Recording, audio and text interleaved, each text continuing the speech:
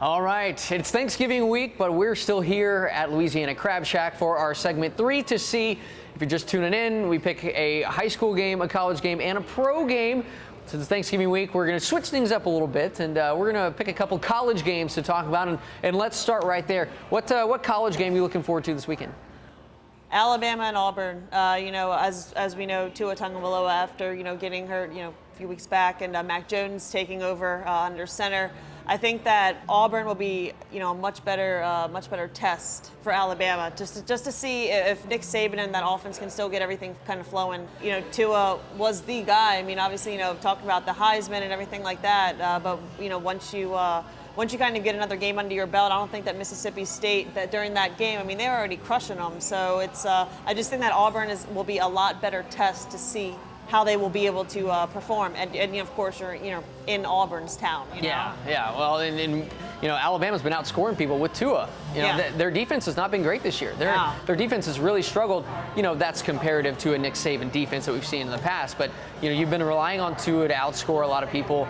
And so how will Mac Jones do? Auburn, it's Iron Bowl rivalry game. This one, always goes down to the wire. It doesn't matter who's playing, what the records are. I mean, that old adage to throw the record books out, that's certainly what we'll have in the Iron Bowl. So, yeah, that certainly should be a fun one to watch. Who are you picking in that one? I think I'm taking Alabama. I mean, it's really hard to pick against Nick Saban, even though without Tua, but maybe be a little bit of a close game, having that rivalry and everything, but Alabama. Yeah, it's like we said last week. You can't pick against the Patriots, and you don't exactly. pick against Nick Saban. So I'm staying in the SEC as well.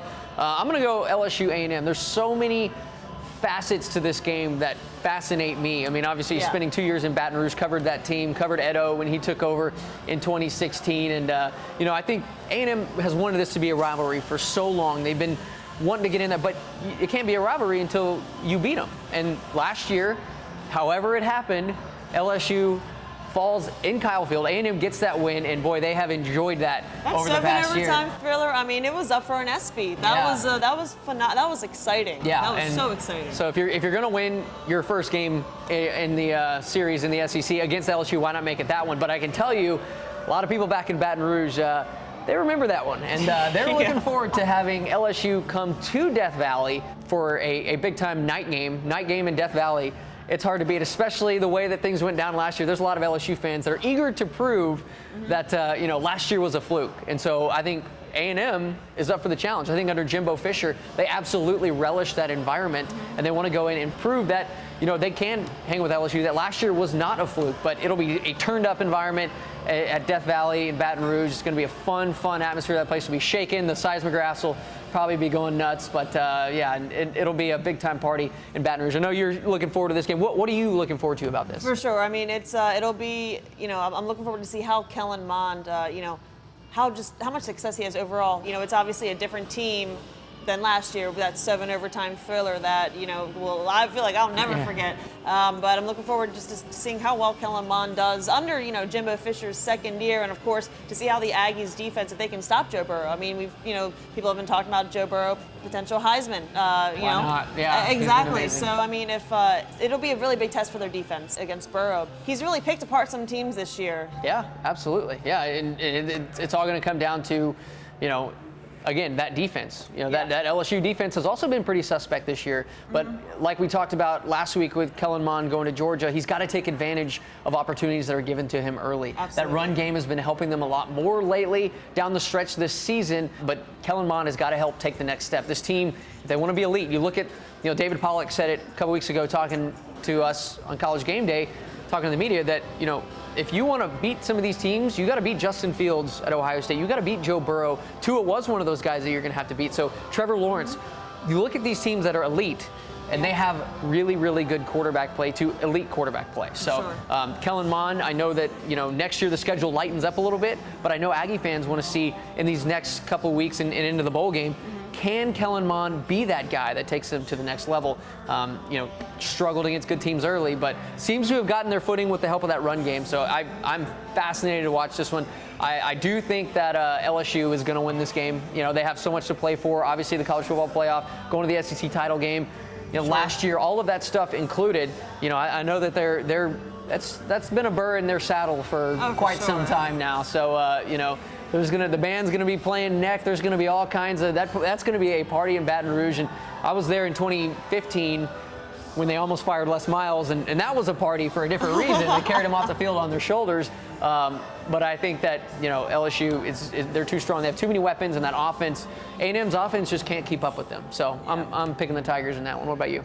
I agree. I mean, I wish I could say picking A&M, but it's really hard not to take LSU in this situation with all what we've talked about with Joe Burrow, and then just with Mond not maybe staying consistent on offense. And when the Aggies when they were facing Alabama, they got off to that kind of that quick start, but of course then later on Tua kind of ran away with it and everything. But yeah, I'm taking LSU in this one. Yeah, hard to go against the Tigers in Death Valley for sure. Yes. Turning our attention now to the NFL.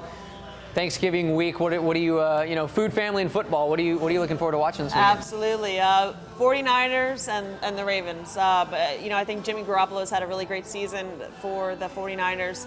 Of course, Lamar Jackson, everyone was saying, oh, he can't throw the ball. Well, he has certainly proved everyone wrong in that aspect. And, it was interesting after the Texans lost to Baltimore a few weeks back, when Deshaun Watson and Lamar Jackson, they exchanged jerseys, and Watson wrote on it just like a little thing about him going being the MVP Jackson. But I think it's good. These are two really top tier defenses that are going against each other, and I think the Ravens have the edge on offense over the 49ers. So I think the Ravens are going to win this one, but it's still going to be a really exciting game, and I think it's going to be a really true test for Baltimore for sure. Yeah, I think so, and I, on the other hand, I don't think it's going to be a test for Baltimore. I think that 49ers defense is good, but Jimmy G has been carried by that defense all season long. I mean, I don't see him wanting to get into a shootout with Lamar Jackson. If it comes down to those two, give me Lamar all day, every day. So, but yeah, that certainly should be a fun one.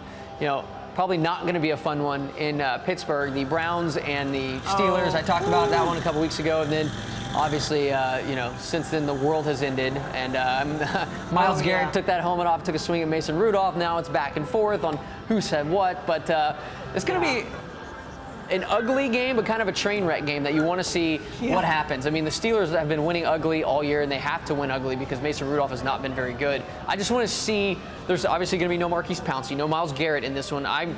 These teams have had, I say, bad blood, but it's been so one-sided. I mean, Ben Roethlisberger is the winningest quarterback in Cleveland Stadium history, so hasn't really been a back-and-forth rivalry, but now it's developing into that with the talent that the Browns have, and they have got to win this game down the stretch. And the Steelers are still hanging in on the outside in the fringe of the playoff race, and that's the hardest game really left on their schedule besides Baltimore, but I don't count that one. So that's going to be a loss anyway. So the hardest winnable game left is this one against Cleveland right here. So it's going to be, some old school Browns, Steelers. I'm hoping for a little snow maybe, make it a little hitting weather out there. But, Steelers and Heinz Field, emotion behind it, the fans behind it.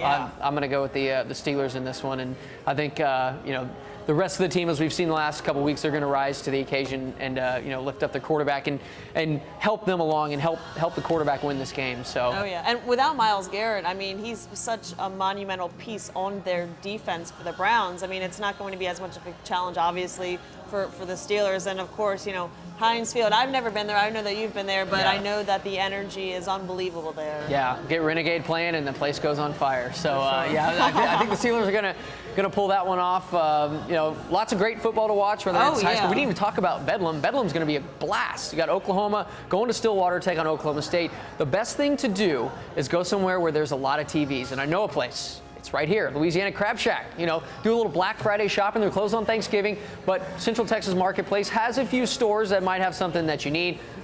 Swing on over here, check out some of the games that are going on. We got football going on all day Friday, all day Saturday, all day Sunday. Perfect place to come, take a load off, watch some football, and maybe forget about some of that money you just spent on Black Friday shopping. Yeah, and if you've had too much turkey, if you have a little bit of a turkey hangover, seafood here. Seafood is wonderful. Louisiana guy. Yeah. Maryland girl. I mean, I seafood is up here. It's unbelievable. So if you want to get a little bit of a fix of a seafood, definitely come here. It's delicious. Yeah. Absolutely. Should be a great weekend, great place, great time to come down here. We appreciate you guys sticking around, watching 3 to See. Have a happy Thanksgiving, and we'll see you next week.